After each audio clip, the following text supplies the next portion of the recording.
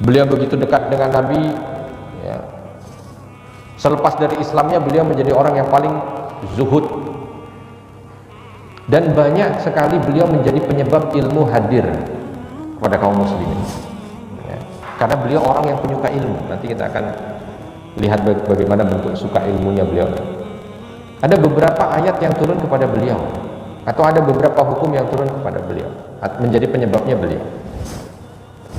Pernah sholat Jumat beliau di sebelahnya Ubay bin Ka'ab.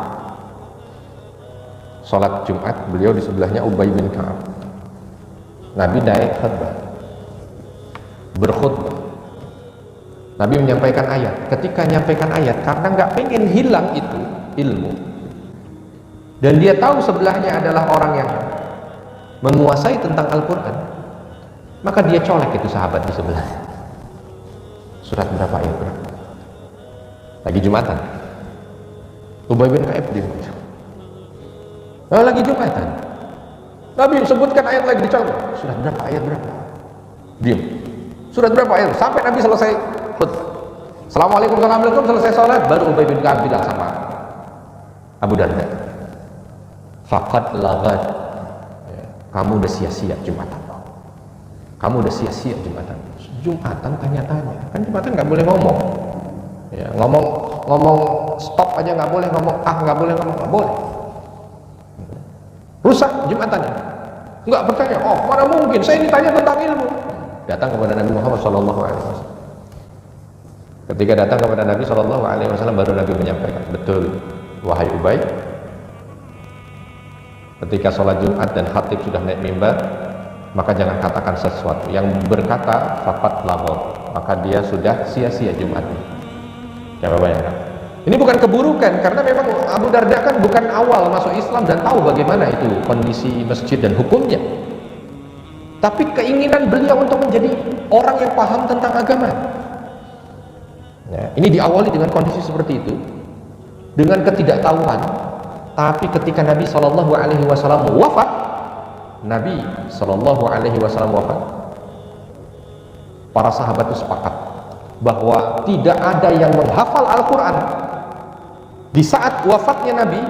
Tidak ada yang menghafal Al-Quran di saat wafatnya Nabi secara sempurna, ya, di saat wafatnya Nabi, kecuali 4 orang. Kecuali 4 orang. Satu di antara 4 ini adalah Abu Darda. Yang ingin saya sampaikan, beliau masuk Islam terakhir. Ketika awal masuk Islam masih tidak terlalu banyak paham tentang hukum Islam, sampai ketika sholat Jumat saja masih ngomong. Tetapi ternyata semangat beliau untuk mengejar ketertinggalan itu nyata adanya, bukan cuma omongan belaka, dibuktikan dengan action. Maka ketika Nabi SAW meninggal dunia, para sahabat sepakat tidak ada yang hafal Al-Quran secara sempurna di saat Nabi SAW meninggal, kecuali 4. Ya, salah satunya adalah Abu Darda. Ini maknanya bukan menghafal secara 30 juz yang disebut hafiz, enggak, memahami tentang ilmunya, memahami tentang syaratnya, memahami tentang asbabun nuzul dan lain sebagainya. Karena yang ditanyakan kepada Ubay bin Ka'ab itu di saat sholat Jumat, ya, di saat beliau nanti akan mendapatkan hadis yang kita dengar juga bersama itu, yang ditanyakan kepada Ubay bin Ka'ab, ini surat berapa, ayat berapa, turun di mana, dan apa sebab. Ditanya begitu, Ubay bin Ka'ab nggak jawab, dari keingintahuannya. Ini Abu Darda, dari yang tidak tahu, nggak berapa lama, kecuali kalau dari tidak tahunya itu di saat Nabi masih di Mekah. Kalau Nabi masih di Mekah baru awal, ikut bersama Nabi menjadi orang yang paling tahu, itu wajar. Kenapa? 20 tahunan bersama dengan Nabi.